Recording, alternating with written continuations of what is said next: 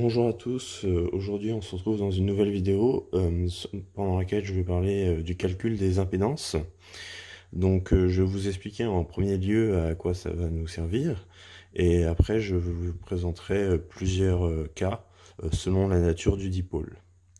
Alors déjà le calcul des impédances ça va nous permettre de déterminer un facteur de puissance, donc également appelé cos phi, selon la nature des dipôles. Donc on a vu séparément que par exemple une résistance ne crée pas de déphasage, mais à l'inverse, par exemple une bobine crée un déphasage de pi sur 2, et justement, lorsqu'on va avoir une association de ces deux dipôles, il va falloir déterminer en fait le déphasage. Donc il sera compris entre 0 et pi sur 2, mais selon la valeur de la résistance et de la bobine, il sera plus ou moins grand ce déphasage. Donc je vous propose tout de suite de commencer par un petit rappel sur la loi d'Ohm, qui est donc U est égal à R fois I, donc une tension qui est égale à une résistance fois une intensité. Et en fait, à travers le calcul des impédances, on va transformer cette formule en U est égal à Z fois I, puisque cette fois-ci, on ne va pas avoir uniquement des résistances, comme dans cette formule qu'on apprend généralement au collège ou au lycée, mais on peut avoir des bobines et des condensateurs. Donc on utilisera la lettre Z. Donc néanmoins, la formule U est égale à RI, elle est quand même vraie dans le cas d'une résistance. On va le voir tout de suite avec la première partie, impédance d'une résistance. Donc l'impédance d'une résistance, ça va être donc impédance notée Z, indice R, pour signifier que c'est une résistance, qui va être égale à R. Donc cette égalité prouve, entre guillemets, cette phrase. Et donc vous comprenez qu'en fait, si R est égal à ZR, que l'on utilise ici la lettre R ou la lettre Z, ça revient au même. R est exprimé en ohms, donc une résistance c'est toujours en ohms, et Z sera également toujours exprimé en ohms. Ok, donc ça va être pour la partie la plus simple. Maintenant, on va s'attaquer aux deux autres dipôles qui sont plus compliqués. L'impédance d'une inductance, donc ça va être Z indice L, qui va être en fait JL oméga. Alors, JL oméga, je vais décomposer ce terme. J va représenter la notation complexe, puisqu'on va passer dans les complexes. Donc je vais revenir sur un petit moyen mnémotechnique juste après. Donc pourquoi on utilise la lettre J et pas la lettre I? C'est qu'en électricité, on a énormément de formules avec la lettre I dues aux intensités et au courant. Donc en fait, on va préférer utiliser une autre lettre, la lettre J, qui va être très peu utilisée en électricité, du moins dans les petits circuits comme ça. Donc J représente donc la notation complexe. L va représenter la valeur de l'inductance en Henry. Donc là, votre L, c'est votre valeur d'inductance. Et votre oméga, qui va être votre pulsation, qui va être exprimée en rad par seconde, et dont la formule est 2πf. Donc 2π fois la fréquence du réseau en Hertz. Donc par exemple, en France, on est sur du 50 Hertz, donc 2π fois 50, ce qui va vous donner 100π, approximativement 314,15. Ok.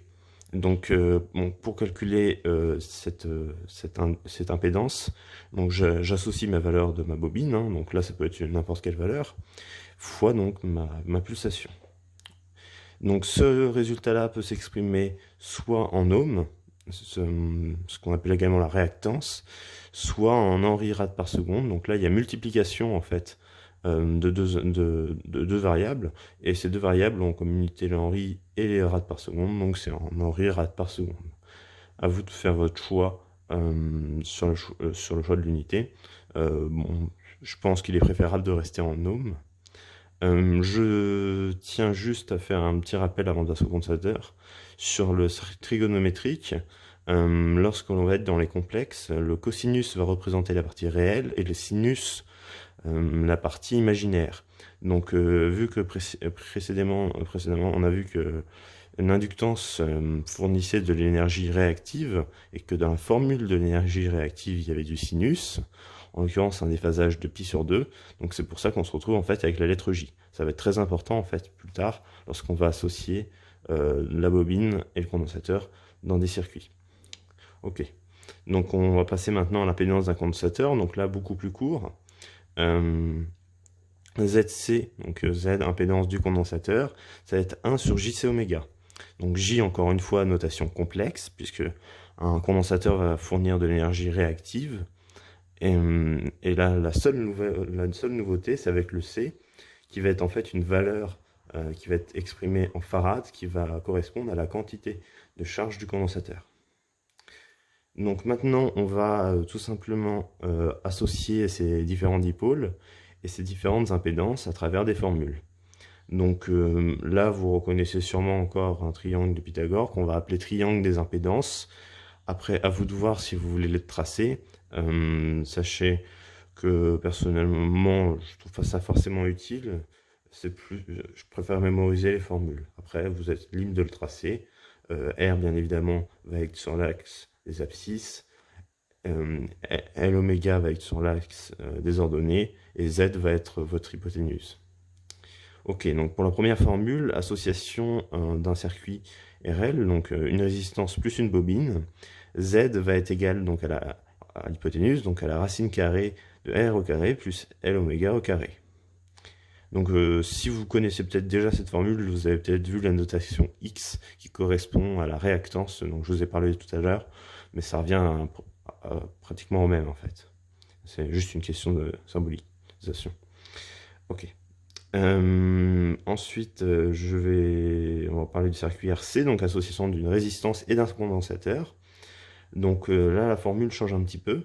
Donc il y a toujours notre racine carrée, bien évidemment, de R au carré, plus cette fois-ci, moins 1 sur C oméga au carré. Alors, le J est parti. Alors, dans la première formule, ça n'avait pas d'importance, parce qu'en fait, le déphasage était de pi sur 2, et sinus de pi sur 2, ça fait 1. Donc, ça ne crée pas il n'y a pas vraiment de différence, en fait. Et cette fois-ci, il y a un moins, parce que sinus de moins pi sur 2, ça fait donc moins 1. Le moins qui se retrouve au dénominateur, on le fait passer devant. Hein, on peut le laisser en bas, hein, de toute façon ça donne le même résultat. Une fois qu'il sera mis au carré, il sera donc positif. Ok. Et dernier cas de figure, circuit RLC. Donc là, ça va être pareil, en fait, on va associer les trois. Donc Z va être égal à la racine carrée de R au carré plus oméga L moins 1 sur oméga C au carré. Donc voilà, ça c'est la formule la plus compliquée, entre guillemets, qu'on retrouve dans les circuits. Voilà, vous les retrouverez généralement dans les filtres, mais bon, ça c'est un autre chapitre encore. Et pour terminer avec cette vidéo, je vais tout simplement vous donner la formule en fait du facteur de puissance, puisque c'est notre but de trouver ce facteur de puissance. Donc une fois qu'on aura calculé notre impédance selon la nature de nos dipôles, on aura donc la formule qui nous donnera cos phi est égal R sur Z.